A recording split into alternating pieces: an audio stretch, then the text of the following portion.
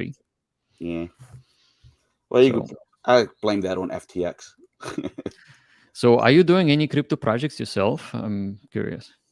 Who, me? Yeah. No, not at all. My only crypto project is driving my wife crazy talking about crypto in my YouTube channel. Oh, that's the project. That's the family project. Yeah, crypto. I drive her crazy. That's all I want to talk about. It's been going on, what, 4 or 5 years now. Yeah. Are you familiar with reflection tokens? No. So a reflection token is a token that pays dividends based on the protocol activity. So, like, for example, well, you know how Hex works, right? So Hex has this kind of like a reflection, but not really. But the reflection there basically is when you unstake with a penalty. The penalty goes to the people who are continuing to stake. So that's called reflection. It's reflecting back some action towards reinforced behavior. And the reinforced behavior would be like, okay, don't unstake, continue to stake. And if you're continuing to stake, then you'll make more. Even more than the specified APY of 3.69 or whatever that APY is. So that's the reflection. And so I was actually thinking yesterday that Zen could be used with the reflection protocol, specifically something like this. So we know that Zen is inflationary and becomes disinflationary over time, and it takes about 8 years to mint most of it, and then the mint basically stops. So 8 years is a long time, and there's plenty of people that can get into it. But it still doesn't have the cap on the inflation because staking will always produce 2%. So when you stake Zen, you will be able to make 2% pretty much in perpetuity. But not every person will stake. So it's not going to be 2% against the supply. It's going to be 2% against the total amount staked. And right now we're seeing about 10% of people staking. So it's not actually a lot. It's not like 50%. But what I was thinking is that what if there was a reflection token that derives value from Zen?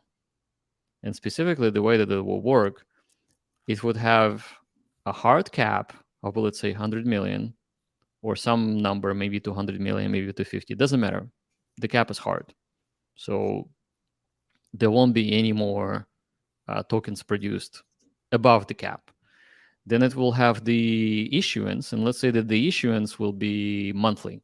So every 30 days, every month, the protocol produces the emissions of that token. So specifically, like the first month could be 5 million, the next month could be 4.8 million, then the month after 4.5, and then 4, and then 3, and then it trickles down to 0. And that could be 5 years, for example. So in 5 years, that's it. The whole 100 million of that new token are gone, no longer available. So similar to Bitcoin. But so Zen could be used with the proof of burn to create the competition for this new token. So it's like a game. So if you have Zen, you can deposit Zen into contract, and the contract will then run a calculation on everyone else who deposited with you, and whoever deposits the most gets the bigger share. Okay. So, and the cycles are monthly, and I'm just like thinking out loud. It's not like even just a design doc or anything. So every month, people are competing for the emissions of the new token by burning Zen, and whoever decides to burn the most, they get the most.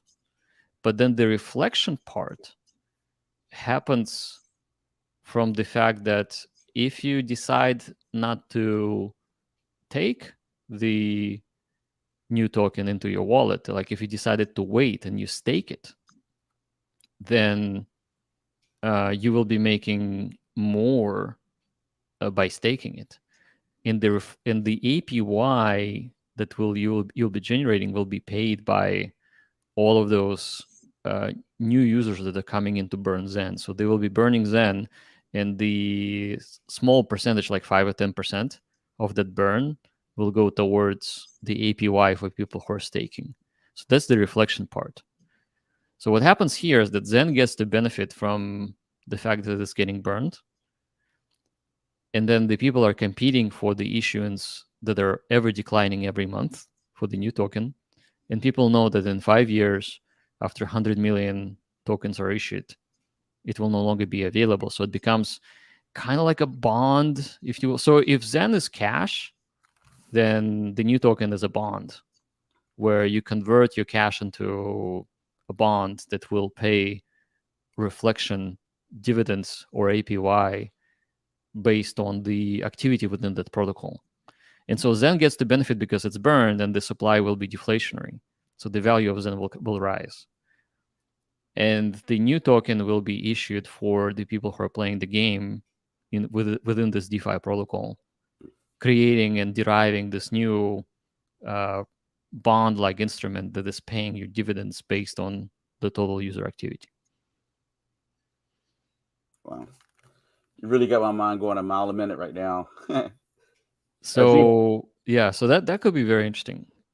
I do have a friend that, yeah, interesting. I know he's listening right now too, so it's running through his head.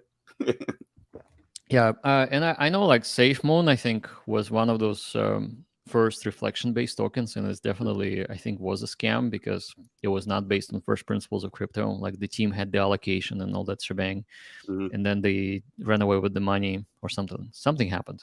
Yeah, I remember. But it doesn't mean that the tech and the idea is bad. It's just the execution is really poor.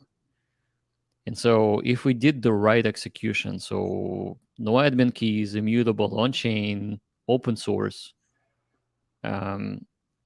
audited, and creates utility for Zen, then it kind of becomes similar to these NFTs, except NFTs is addressing the NFT market.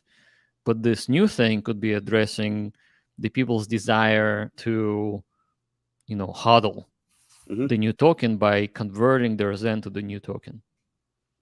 And also competing with the Zen's inflation. So if people are saying, oh, Zen's so hyperinflationary and it has no value and like all that, FUD.